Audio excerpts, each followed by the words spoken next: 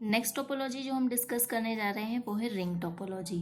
Ring topology का diagram मैंने यहाँ पे शो किया है।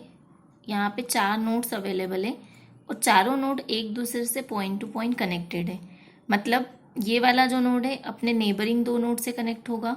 वैसे ही हम सारे नोड्स को अगर देखें तो सारे नोड्स एक दूसरे से पॉइंट टू पॉइंट कनेक्टेड है। अब डेटा जो है वो रिंग के फॉर्म में इस टोपोलॉजी में ट्रेवल करेगा। रिंग टोपोलॉजी के एडवांटेजेस की बात करें तो रिंग को इंस्टॉल करना और रिकॉन्फ़िगर करना अपेक्षाकृत आसान होता है। मतलब हम इसको आसानी से इंस्टॉल और रिकॉन्फ़िगर कर सकते हैं। बस टोपोलॉजी की तुलना में रिंग टोपोलॉजी में कम केबल लगती है और अन्य के सापेक्ष छोटी है। जैसा कि हमको पता है कि बस टोपोलॉजी में हमको एक बैकबोन केबल की ज़रूरत होती है, उसके अलावा भी हमको नोड्स कनेक्ट करने के लिए केबल की ज़रूरत होगी। वहीं अगर रिंग टोपोलॉजी को देखें तो हमें यहाँ पे ज़्यादा केबल की नीड नहीं होगी, हमारा काम कम केबल से भी हो जाएगा।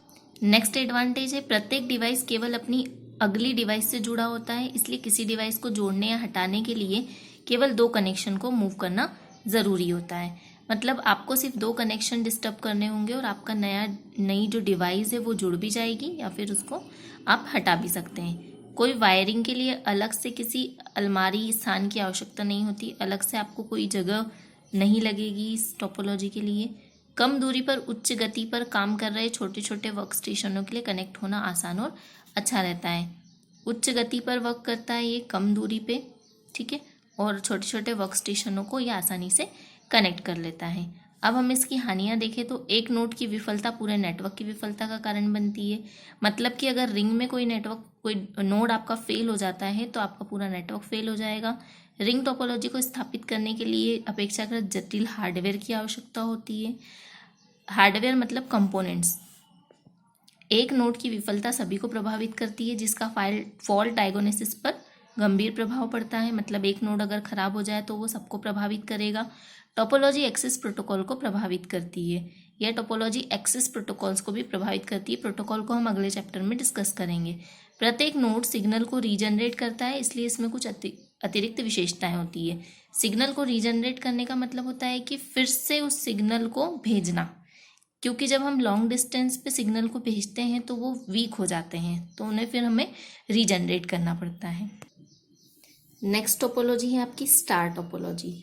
स्टार टोपोलॉजी का डायग्राम यहाँ पे शो किया है मैंने। यहाँ पे एक डिवाइस लगी है जिसका नाम है हब। हब को हम सेंट्रल कंट्रोलर भी कहते हैं और सारी डिवाइसेस जो है वो इसी हब के थ्रू आपस में कनेक्टेड है।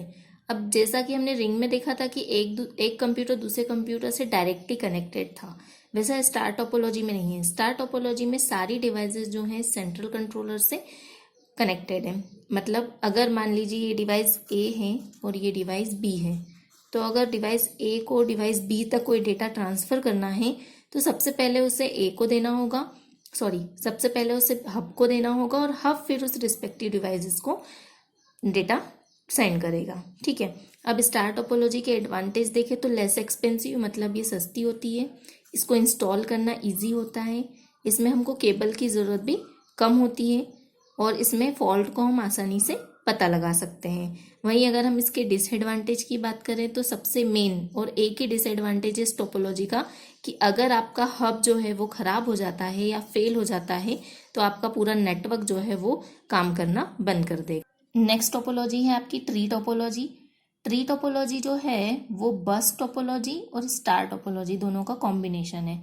जैसा कि आप यहाँ देख रहे हैं कि एक बस का यूज़ यहाँ पे हमने किया है, जो हमने बस टोपोलॉजी में भी लगाई थी, और इस केबल को हम बैकबोन केबल कहते हैं। इस केबल के दोनों एंड पे टर्मिनेटर लगे हैं, ठीक, और यहाँ पे जो ये डिवाइसेस हैं ये कनेक्टर्स हैं या फिर हम इनको हब भी बोल सकते हैं।